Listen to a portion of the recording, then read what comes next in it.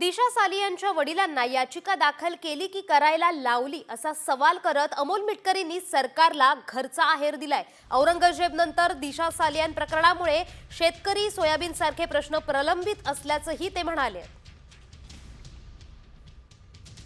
2020चं माझ्या माहितीप्रमाणे प्रकरण आहे आणि आता 2025 आलंय। इतक्या वर्षानंतर परत हे प्रकरण पटलावर कसं आलं? आता तिच्या वडिलांना म्हणजे ज्यांनी याचिका दाखल केली त्यांना जर वाटत असेल की आपल्या मुलीला न्याय भेटला नाही तर इतके वर्ष मग त्याबद्दल शांतता का होती? आणि मला वाटत नाही की यामध्ये कुठं अशा प्रकारचा आरोप आपण जोपर्यंत आरोप सिद्ध होत नाही तोपर्यंत आरोप करणं चुकीचं आहे। त्यामुळे आता चर्चा चालू आहेत की ते आदित्य ठाकरेंची चौकशी व्हावी। ठीक आहे ना, त्यांनी मागं पण सांगितलं की चौकशी करायची असेल तर नक्की करा, पण एखादा नाहक कोणी त्यात गुंतू नये आणि ज्याचा काही दोषच नसेल। तर दिशा सालियन प्रकरणी आता राजकारणातून राजकीय गोटातून वेगवेगळ्या प्रतिक्रिया समोर येताना दिसतात। अशीच प्रतिक्रिया संजय राऊतांची सुद्धा समोर येते। औरंगजेब प्रकरणातून मुक्तता मिळवण्यासाठी दिशा सालियन फाईल्स बाहेर काढण्यात आल्याचा दावा आता संजय राऊतांनी केलेला आहे। ठाकरे गटाला बदनाम करण्याच्या प्रयत्नामागे कोण आहे हे माहिती असल्याचाही दावा त्यांनी केलाय। 5 वर्षांनंतर त्यांचं असं म्हणणं आहे की आमच्यावर दबाव होता, याच्यावरती कसा विश्वास ठेवणार आहात तुम्ही? ठाकरे कुटुंबाला, आमच्या संपूर्ण शिवसेना परिवाराला बदनाम करण्याचा सातत्यानं जो प्रयत्न सुरू आहे या माध्यमातून, आणि यामागे कोणाची प्रेरणा आहे, कोणाची शक्ती आहे आणि कोण पडद्यामागे हालचाली करत होतं याची सगळी माहिती आमच्याकडे आहे। अशाच प्रकारे राजकारण तुम्ही करणार असाल तर ते राजकारण तुम्हाला लखलाप ठरेल। या सविस्तर बातम्यांनंतर देशासह राज्यभरातल्या सर्व महत्त्वाच्या आणि मोठ्या घटनांचा वेगवान आढावा घेऊया टॉप 50 मधून। दिशाच्या मृत्यू प्रकरणी नव्याने चौकशी करा। दिशावर सामूहिक बलात्कार करून तिची हत्या करण्यात आली आहे असा आरोप तिच्या वडिलांनी याचिकेतून केलाय। यात मुंबई पोलीस आणि माजी महापौर किशोरी पेडणेकर यांनी दिशाभूल करून दबाव टाकल्याचा आरोपही करण्यात आलाय। याचिकेत आदित्य ठाकरे, सूरज पानसोली, दिनो मोरिया यांच्यावर मुंबई पोलिसांवर सुद्धा गंभीर आरोप करण्यात आले आहेत। मुंबई हायकोर्टात दाखल करण्यात आलेल्या याचिकेत दिशाच्या वडिलांनी ठाकरे गटाचे नेते आदित्य ठाकरे आणि किशोरी पेडणेकरांवर सुद्धा गंभीर आरोप केलेत। माजी महापौर किशोरी पेडणेकर यांनी दिशाभूल करून दबाव टाकल्याचा आरोप करण्यात आलाय। दिशा सालियन प्रकरणावरून मंत्री नितेश राणेंनी पुन्हा एकदा आदित्य ठाकरेंवर निशाणा साधलाय। महाराष्ट्राच्या राजकारणात नवा बॉम्ब। दिशा सालियन प्रकरणी आदित्य ठाकरेंनी आमदारकीचा राजीनामा द्यावा अशी मागणी करत नितेश राणे यांनी आदित्य ठाकरेंवर हल्लाबोल केलाय। दिशा सालियन प्रकरणात मंत्री नितेश राणे आणि नारायण राणे यांच्याकडे पुरावे होते, मात्र तत्कालीन उद्धव ठाकरे सरकारने ते पुरावे घेतले नाहीत। त्यामुळे या प्रकरणाची चौकशी करा अशी मागणी भाजप नेते प्रसाद लाड यांनी केली आहे। औरंगजेबाच्या कबरीची सुरक्षा मोठ्या प्रमाणात वाढवण्यात आली आहे। कुणीही आत जाऊ नये यासाठी प्रशासन आणि पुरातत्व विभागानं सुरक्षा उभारली आहे। कबरीभोवती लोखंडी उंच पत्रे लावण्यात आले आहेत। आठवडाभरापासून खुलताबाद येथे औरंगजेब कबरीच्या परिसरात पोलिसांचा कडक बंदोबस्तही तैनात आहे।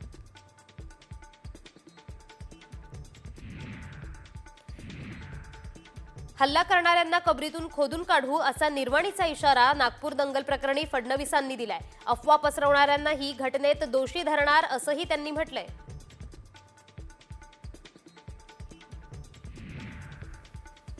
महापालिकेकडून थकीत मिळवत करासाठी कोणत्याही प्रकारची अभय योजना राबविली जाणार नाही। त्यामुळे मिळकतधारकांनी आपला कर आणि थकबाकी आर्थिक वर्ष संपण्यापूर्वी भरावं, अन्यथा संबंधित मिळकतींवर कायदेशीर कारवाई केली जाईल असा इशारा महापालिका प्रशासनाने दिलाय।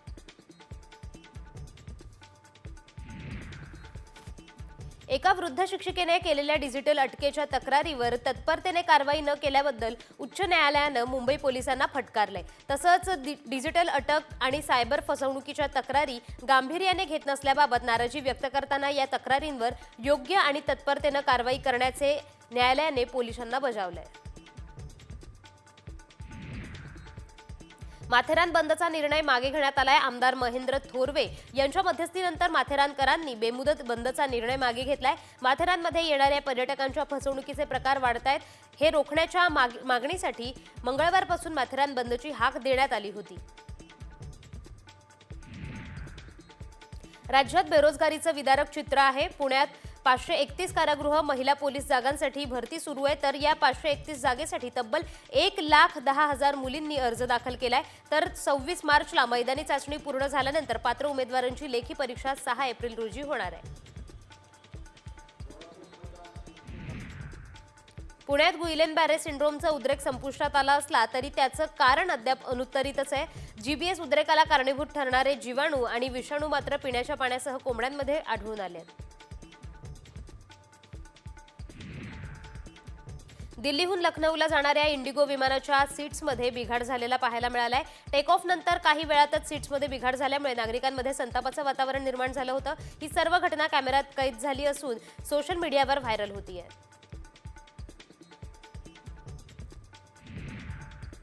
तिकिटांच्या प्रतीक्षा यादीतून आता नागरिकांची सुटका होणार आहे. सर्वांना कन्फर्म तिकीट मिळणार आहे, कारण जितक्या सीट्स तेवढीच तिकीटं विकणार, अशी माहिती रेल्वे मंत्री अश्विनी वैष्णव यांनी संसदेत दिली आहे.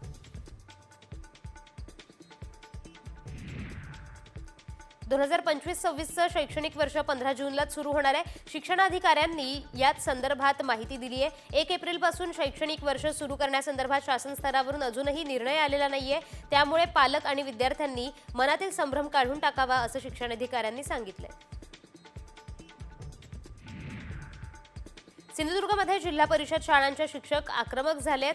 शासनाच्या संघमान्यता आदेश रद्द करण्याच्या मागणीसाठी शिक्षक भारती संघटनेचं साखळी उपोषण सुरू आहे. जिल्हा परिषद कार्यालयासमोर शिक्षक भारतीने संच मान्यता निर्णयाविरोधात एल्गार पुकारलाय.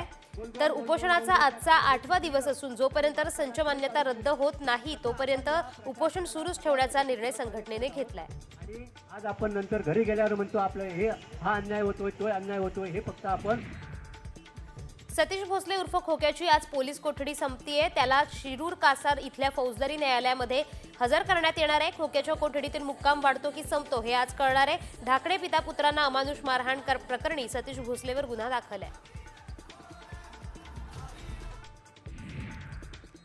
मुंबईतील कमाल तापमानात घट होण्याची शक्यता आहे. हवामान विभागाने ही शक्यता वर्तवली आहे. मुंबईत परिसरात हवेचा वेग वाढल्यानं उष्णता कमी झाली आहे. परिणामी कमाल आणि किमान तापमान अनुक्रमे 32 अंश आणि 22 अंश राहण्याची शक्यता आहे.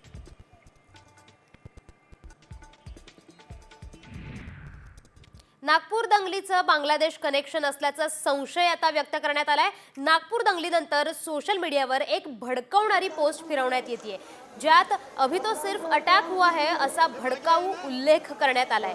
या पोस्टच्या माध्यमातून चिथावणी देण्यात आल्याचा संशय पोलिसांना आहे. तपासात ही पोस्ट बांगलादेशी भागातून प्रसारित करण्यात आल्याचं समोर आलंय. त्यामुळे नागपूर पोलिसांनी याचा सखोल तपास सुरू केलाय. सोशल मीडिया प्लॅटफॉर्मवरील IP ॲड्रेस आणि लोकेशन ट्रॅक करून संबंधित व्यक्तींवर कारवाई करण्याच्या हालचाली सुरू आहेत. तर बांगलादेशीचे कनेक्ट असेल तर आपलं सरकार झोपलेलं आहे का? आपली पोलीस यंत्रणा, गुप्तचर यंत्रणा, सरकार कोट्यावधी अब्जावधी रुपये पोलीस दलाच्या आधुनिकीकरणावर खर्च करते आणि इथं बांगलादेशी लोकांचं काही कनेक्शन आहे असं जर येत असेल तर मला असं वाटतं आणखी हे येणाऱ्या काळात मला असं वाटतं एक भीतीदायक प्रकार आहे. हा गंभीर प्रकार आहे असं मी म्हणेल. तर हिंसाचारानंतर नागपुरात तणावपूर्ण शांतता पाहायला मिळते. तर 11 पोलीस ठाणे हद्दीतील प्रभावित क्षेत्रात संचारबंदी अनिश्चित काळासाठी कायम आहे. हिंसाचार प्रकरणात नागपूर पोलिसांनी 1200 लोकांवर गुन्हा सुद्धा दाखल केलाय. तर नागपुरातून सविस्तर आढावा घेतलाय आमचे प्रतिनिधी पराग ढोबळे यांनी. पाहूयात. नागपुरात कर्फ्यूचा आज 3रा दिवस आहे. हिंसाचार सोमवारी रात्री घडली होती. त्यानंतर कर्फ्यू जो आहे, संचारबंदी चालू करण्यात आली होती. नागपुरातील 11 पोलीस स्टेशनमध्ये जर खरं तर त्यांना ही संचारबंदी लागू आहे. आणि आता मी ज्या भागामध्ये आपण पाहू शकतो याच ठिकाणी खरं तर मोठ्या प्रमाणात गोटमार झाली होती. त्या भागातील हे सगळे दृश्य आहे.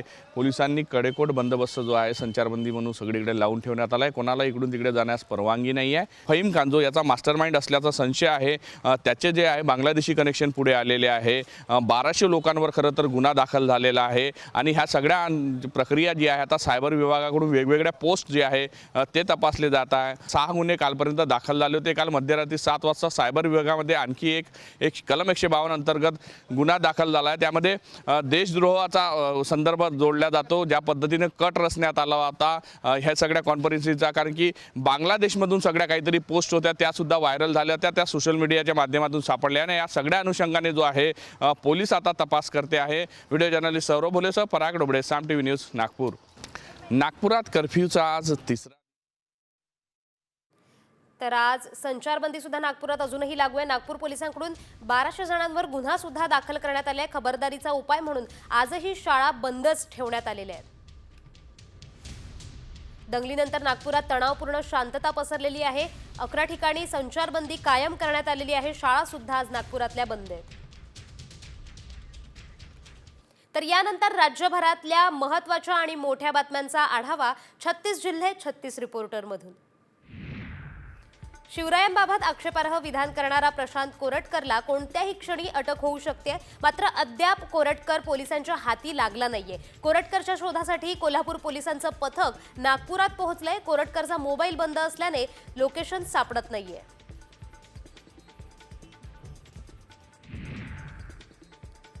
यवतमाळ जिल्हा परिषदेमध्ये मागील अनेक वर्षांपासून केंद्रप्रमुखांची पदं रिक्त आहेत. सहाय्यक शिक्षकांमधून पदोन्नतीने ही पदं भरण्यात यावी अशी मागणी शिक्षक संघटनांकडून वारंवार करण्यात येते. अखेर आता ही मागणी शिक्षण संचालकांनी मान्य केली आहे. त्यामुळे पदं भरण्याचा मार्ग मोकळा झालाय.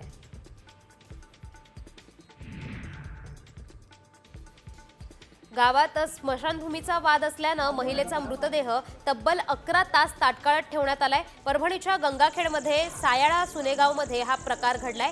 याबाबत सामाजिक कार्यकर्ते गणपत भिसेंनी आवाज उठवला. त्यानंतर तहसीलदार, पोलीस प्रशासनाने गावात येत वाद मिटवला आणि अंत्यसंस्कार पार पाडले. मात्र हा वाद कायमस्वरूपी मिटण्याची मागणी भिसेंनी केली आहे.